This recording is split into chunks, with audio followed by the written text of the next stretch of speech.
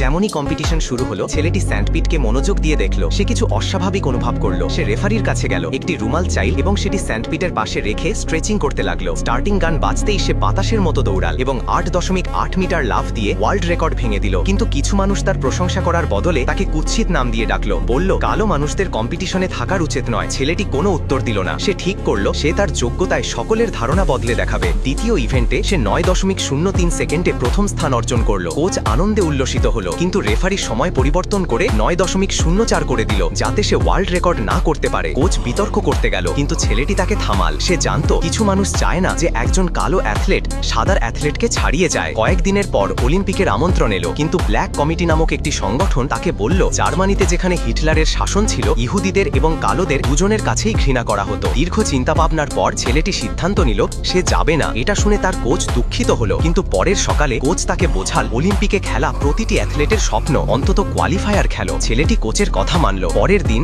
সে স্বপ্নের সবচেয়ে বড় গন্তব্যের দিকে রওনা দিল। জাহাজে উঠতেই দেখল কোচ নিজের অর্থ দিয়ে তার পাশে এসেছে। ছেলেটির চোখ ভিজে উঠল। বার্লিনে পৌঁছে সে খুশি হলো, সেখানে ব্ল্যাক, হোয়াইট এবং ইহুদি অ্যাথলেট সবাই একসাথে ছিল। একই খাবার, একই সুবিধা। রেসের দিন এলো, স্টেডিয়াম পূর্ণ। ছেলেটি বাতাসের মতো ট্র্যাকে নেমে এলো। 10.3 সেকেন্ডে সে গোল্ড জিতল। পরের দিন লং জাম্প ছিল। তার সবচেয়ে বড় প্রতিদ্বন্দ্বী ছিল ইউরোপের একটি তারকা। ছেলেটি প্রথম দুটি লাফ ফাউল করলো। শেষ মুহূর্তে প্রতিদ্বন্দ্বী নিজে এগিয়ে এসে একটি রুমাল দিয়ে ভালো টেক অফ লাইন দেখাল। প্রতিদ্বন্দ্বী হলেও খেলায় সত্যিকারের মজা এমন। ফাইনাল শুরু হলো। প্রথম প্রতিদ্বন্দ্বী 7.54 মিটার। ছেলেটি 7.94 মিটার লাফ দিয়ে জবাব দিল। ভিড় উল্লসিত হলো। এইভাবে ছেলেটি তার যোগ্যতায় সকলের মুখ বন্ধ করে দিল।